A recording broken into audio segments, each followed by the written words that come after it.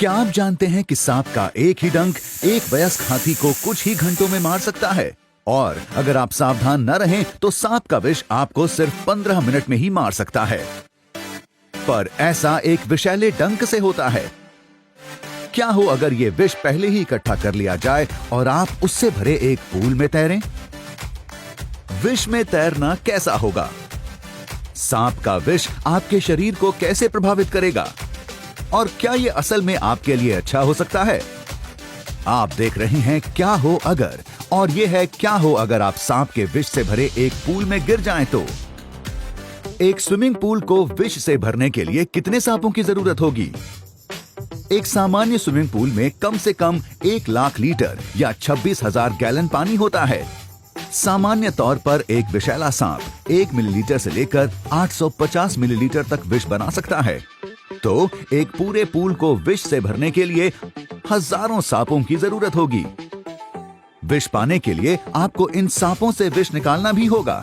हाँ, आप असल में एक सांप से विष निकाल भी सकते हैं। अब जब आपका पूल विष से भर चुका है तो उसमें कूदने पर क्या होगा? आप शायद ये देखेंगे कि सांप के विष में तैरना पानी में तैरने से कुछ बहुत अलग नहीं है।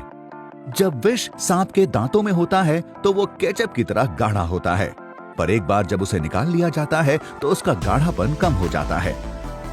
इससे विष शिकार के खून में आसानी से घुस जाता है। तो एक विष से भरा पूरा पूल पानी में तैरने से जरा भी अलग नहीं लगेगा। और गंध का क्या? वो किसी चीज के जैसे नहीं महकेगा। और अगर आपने गलती से विष को चख लिया तो वो पानी के थोड़े मीठे और लगभग खट्टे रूप की तरह लगेगा। पर रुकिए, आप मरेंगे कब? मेरा मतलब है आखिरकार ये क्या हो अगर है। आपके लिए एक सरप्राइज है। अगर आप सांप के विष में तैरें तो एक अच्छी संभावना है कि आप नहीं मरेंगे। इसका कारण है कि आप एक ऐसी चीज में तैर रहे हैं जो जहरीली न होकर के विषैली है। आप देखें, जहर खाने, सांस अंदर लेने या छूने से आपको नुकसान पहुंचाता है, पर विष को आपके शरीर में किसी जख्म में इंजेक्ट करना पड़ता है।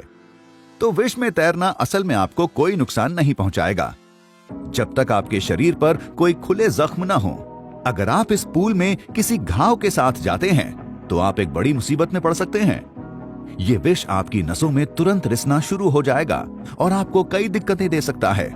खास करके आपके खून को जमा सकता है। जो पहले एक तरल पदार्थ था वो अब एक जेली की तरह पेस्ट बन गया है। आपका खून जमना शुरू हो जाएगा और आपकी खून की नसों को जाम करना शुरू कर देगा, जिससे आप स्ट्रोक या दिल का दौरा पड़ने से मर सकते हैं।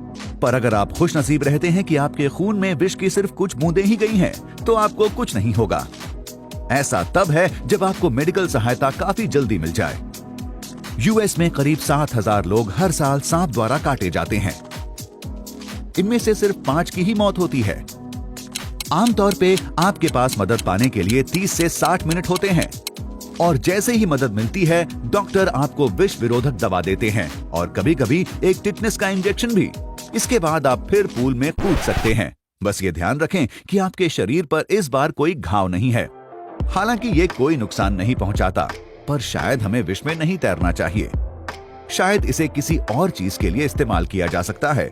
वैज्ञानिक इस बात का पता लगा रहे हैं कि क्या सांप का विष अल्जाइमर रोग जैसी बीमारियों या फिर ट्यूमर को खत्म करने के लिए इस्तेमाल किया जा सकता है। तो सांप के विष में खेलने की बजाय या उससे डरने की बजाय हम उसे अच्छे के लिए इस्तेमाल कर सकते हैं। आखिरकार सांप हमें शायद ही कभी नुकसान पहुंचाने की कोशिश करते हैं और वे ऐसा तभी करते हैं जब उन्हें आदमियों द्वारा परेशान किया जाता है।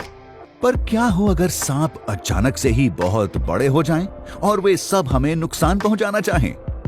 ये सवाल एक दूसरे क्या हो अगर के लिए लगता है।